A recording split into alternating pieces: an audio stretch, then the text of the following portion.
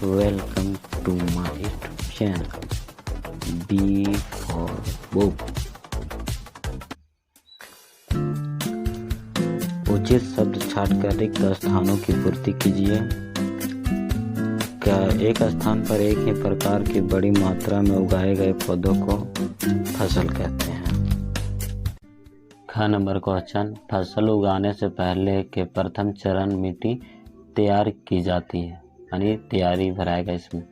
ग क्षतिग्रस्त बीज जल की सतह पर तैरने लगेगी, तो इसमें तैरने भराएगा, जैसे ग्रीन में भरा हुआ देख सकते हैं आप। क्वेश्चन नंबर घ फसल उगाने के लिए पर्याप्त सूर्य का प्रकाश एवं मिट्टी से पोषक तथा जल आवश्यक है। प्रश्न नंबर 2, कॉलम ए में दिए गए शब्दों को बी में मिलान करें। तो खरीफ फसल ई धान मक्का में जाएगा, रबी फसल गेहूं चना मटर में, रासायनिक उर्वरक यूरिया एवं सुपर फास्फेट में, कार्बनिक खाद गोबर मूत्र एवं पादप अवशेष में। अगला क्वेश्चन देखते हैं। प्रश्न नंबर 3, निम्न के दो उदाहरण दीजिए, खरीफ फसल और रबी फसल का। खरीफ फसल एक धान दूसरा मक्का, उत्तर रबी फसल एक गेहूं दूसरा चना। निम्न पर अपने शब्दों में एक एक पैराग्राफ लिखिए। मिट्टी तैयार करना, तो देखते हैं का मिट्टी तैयार करना का उत्तर देखते हैं। फसल उगाने के लिए सबसे पहले मिट्टी तैयार किया जाना चाहिए ताकि फसल अच्छा हो सके। साथ ही मिट्टी उपजाऊ बनाने के लिए केंचुओं और सूक्ष्म जीवों को सहायता मिलती है, जो अच्छी फसल उगाने में मदद करता है। अगला क्वेश्चन देखते हैं। ख नंबर बुआई, यह फसल उत्पादन का महत्वपूर्ण चरण है। मिट्टी को तैयार करने के बाद खेत में बीज बोए जाते हैं। उचित दूरी एवं गहराई पर खेत में बीज बोना ही बुआई कहलाती है। अच्छा गुणवत्ता एवं स्वास्थ्य बीज का होना जरूरी है, तभी फसल अच्छा होगा। क्वेश्चन नंबर ग, अगला देखते हैं। निराई, खरपतवार यानी जो फसलों के साथ और घास सूख जाती है उसी को खरपतवार कहते हैं।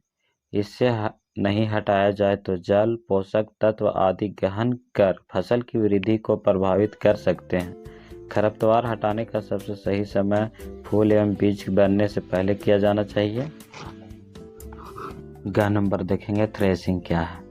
खेतों से काटी गई फसल से बीजों या दानों को भूसे से अलग करने की प्रक्रिया को थ्रेसिंग कहा जाता है। थ्रेसिंग करने के भी कई तरीके होते हैं, जिससे छोटे किसान दानों को फटक कर अलग करते हैं और बड़े किसान कंबाइन मशीन का प्रयोग करके दानों को अलग करते हैं। अगला क्वेश्चन देखेंगे। प्रश्न नंबर 5, स्पष्ट कीजिए कि उर्वरक खाद से किस प्रकार भिन्न है, मतलब अलग। तो खाद के बारे में देखते हैं। खाद एक प्राकृतिक पदार्थ है जो गोबर मानव अपशिष्ट एवं पौधों के अवशेष के विघटन से प्राप्त होता है। दूसरा, खाद खेतों में बनाई जाती है। तीसरा, खाद से मिट्टी की गुणवत्ता कभी कम नहीं होती। चौथा, खाद हानिकारक नहीं होता। उर्वरक को देखते हैं। तो उर्वरक, यहाँ उर्वरा लिखा गया है। उर्वरक एक हानिकारक लवण है। दूसरा, इसका उत्पादन कारखानों में होता है। तीसरा, इससे मिट्टी की गुणवत्ता में कमी आती है। चौथा, इसका पोषक प्रचुरता में होता है। पांचवा, यह पानी में घुलनशील होने के कारण इसका अवशोषण शीघ्र होता है, लेकिन खाद का नहीं। खाद जस्ट इसका उल्टा होता है।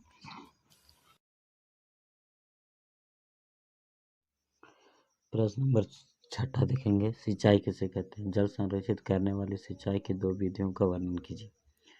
फसलों को कृत्रिम रूप से आवश्यकता अनुसार पानी देना ही सिंचाई कहलाता है।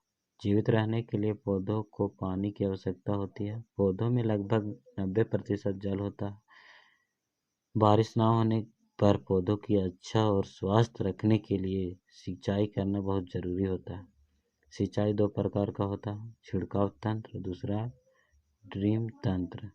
तो छिड़काव तंत्र का उत्तर देखते हैं। छिड़काव तंत्र इस विधि का इस्तेमाल असमतल भूमि जहाँ जल कम मात्रा में उपलब्ध हो। इसमें नलों के ऊपर घूमने वाले नोजल लगे होते हैं। जब पंप से जल मुख्य पाइप में भेजा जाता है तो घूमते हुए नोजल निकलकर वर्षा की भांति छिड़काव करता है। यह विधि बलुई मिट्टी के लिए अत्यंत उपयुक्त है। ड्रिप तंत्र, इसमें जल बूंद बूंद करके पौधों पर गिरता है और बेकार नहीं होता। यह कम पानी वाले क्षेत्रों के लिए वरदान है। यह विधि फलदार पौधों, बगीचा आदि को पानी देने का सर्वोत्तम तरीका है। प्रश्न नंबर, संतवा आदि गेहूं को खरीफ फसल के ऋतु में उगाई जाए तो क्या होगा, चर्चा करें। उत्तर, गेहूं एक रबी फसल है। इसे शीत ऋतु में उगाया जाता है। खरीफ जून से सितंबर तक होती है। इस समय वर्षा अधिक मात्रा में होती है, इसलिए इसे वर्षा ऋतु भी कहते हैं। यदि गेहूं को इस समय उगाया जाए तो पौधों को अधिक मात्रा में पानी मिलने की वजह से सड़ के खराब हो जाएगा, बर्बाद हो जाएगी। अगला प्रश्न नंबर 8, खेत में लगातार फसल उगाने से मिट्टी पर क्या प्रभाव पड़ता है, व्याख्या करें।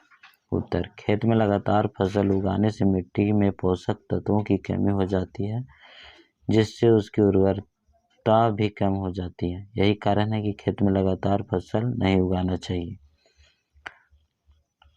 और कुछ समय के लिए परती छोड़ देना चाहिए, जिससे नाइट्रोजन पुनः पूर्ण होता है। ये 9 तारीख का इग्नोर करेंगे, गलत टाइप हो गया है। प्रश्न नंबर 9, खरपतवार क्या है, हम उनका नियंत्रण कैसे कर सकते हैं। तो उत्तर, खेत में फसल के साथ कई बेकार पौधे हो जाते हैं। इन पौधों को खरपतवार कहते हैं, जिसे हटाना बहुत जरूरी होता है क्योंकि फसल की वृद्धि में प्रभाव डालते हैं। इन्हें नियंत्रण करने के कई तरीके हैं, जैसे कुछ इस प्रकार। पहला तरीका, फसल उगाने से पहले खेत जोतकर कुछ दिनों के लिए छोड़ देना चाहिए, जिससे खरपतवार सूख कर मर जाते हैं। दूसरा तरीका, फूल या बीज बनने से पहले हाथ से या खुरपी आदि से उखाड़ देना चाहिए। तीसरा तरीका, खरपतवार नाशी रासायनिक का उपयोग करके इसे मार सकते हैं।